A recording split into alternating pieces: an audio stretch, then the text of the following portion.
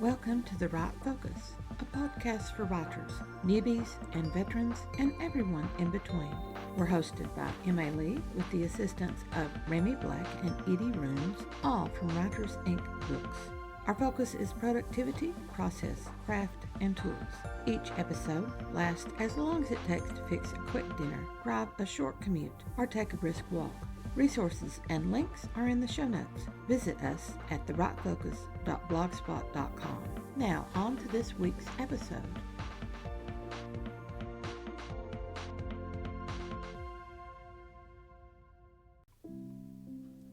Beginning with this episode and continuing through August, The Right Focus has new additions to the Quick Tips for Writers series. 6 episodes of more writing tips from host Emma Lee, distilling over 10 years of published writing. Hopefully, you will find a spot of wisdom in each of the quick tips for writers.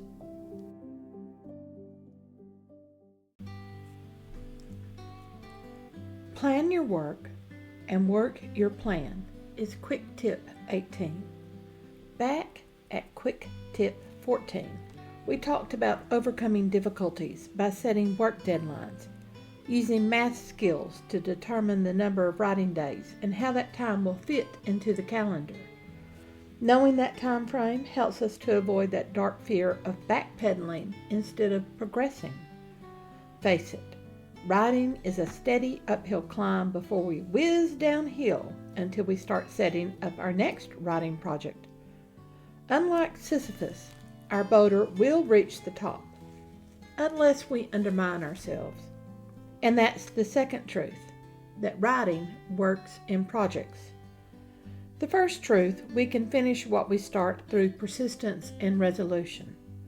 That second truth, working in projects, helps us look into the future. No matter how large or small our writing is, whether an epic novel or flash fiction, each written work is a project.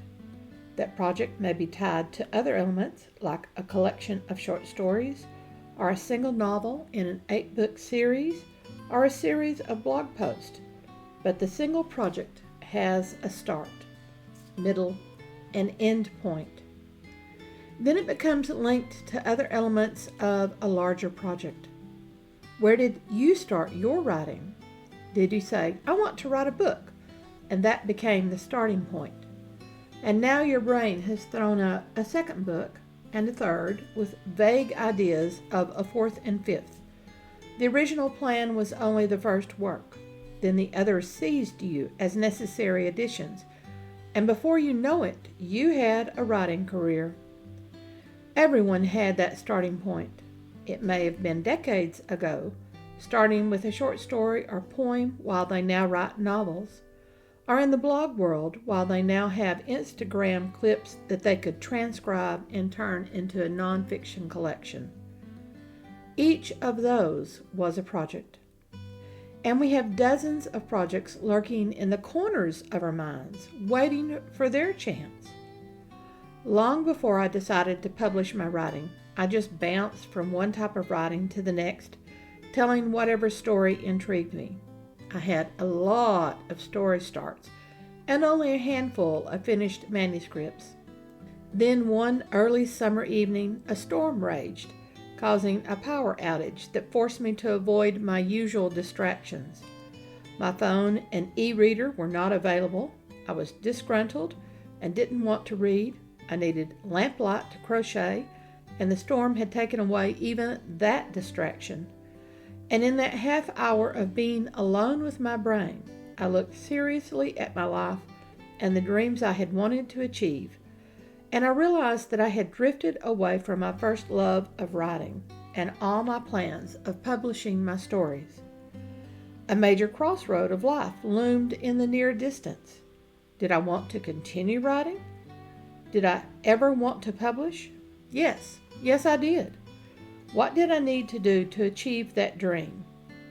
Someone once said, a goal is a dream with legs. I needed to give legs to my dream. Goals are long-term, with midpoint benchmarks and short-term to-do checkpoints.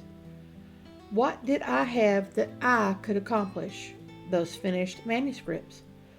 An honest assessment over the next month told me that all needed revision, 2 needed a third to follow and make a series, and 2 needed a first to start the series. I created a plan and started to work. I'm telling too much backstory that matters not at all to you, but I have a purpose. That plan is the purpose.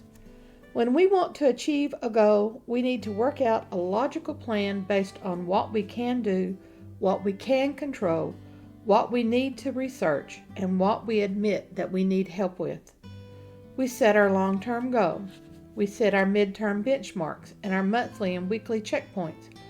What we can do, when we can do it, how we will do it, what we need to learn, what we still need to do. That's planning our work.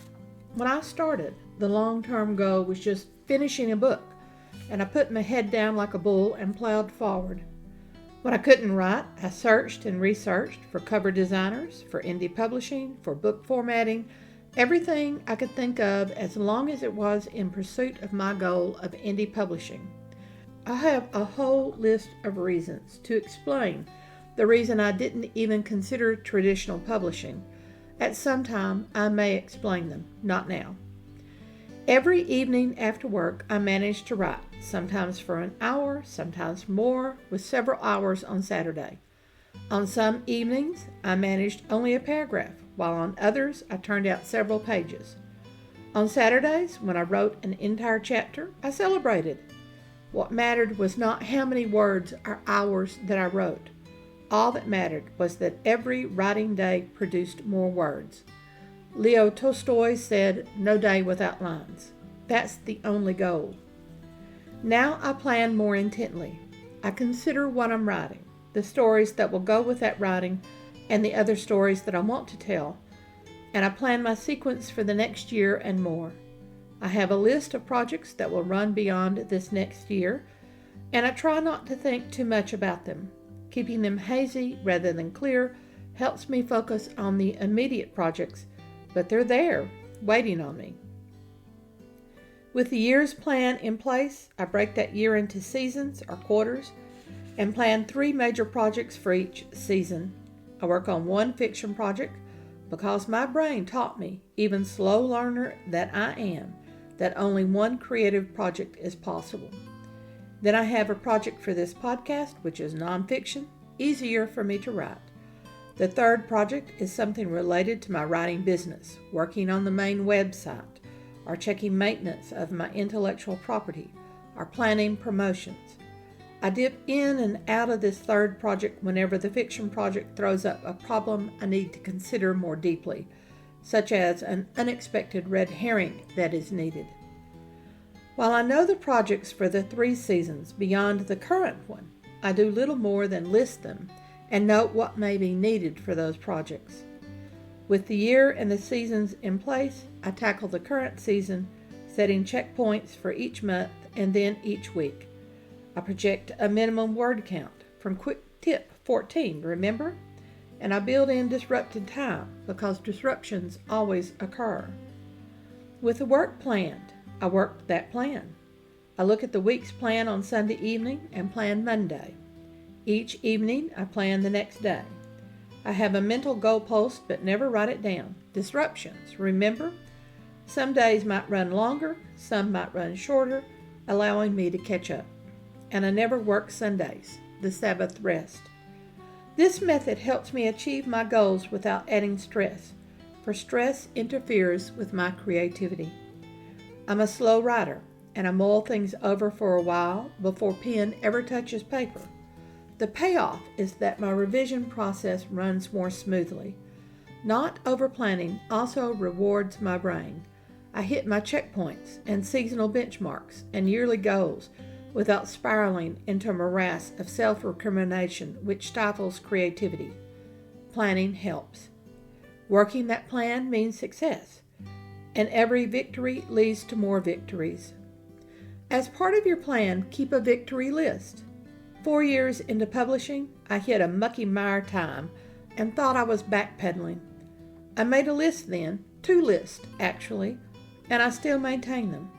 The first list was of everything I published with dates and ending length. The second list was word counts, month by month, year to year, from that beginning month after the storm that began my change until now. That increasing total is motivating. I'm whizzing down the hill now, my riding bicycle flying. Plan your work, work your plan, and the Sisyphean boulder will top that hill.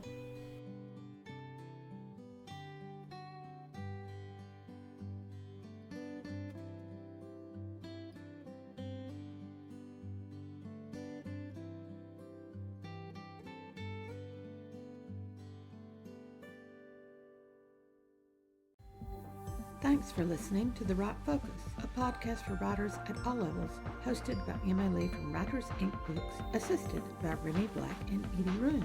Our focus is productivity, process, craft, and tools. Music is licensed through Audio Jungle, called Background Music Loop. Its creator is Alexander Polishchuk, known on Audio Jungle as Plastic 3.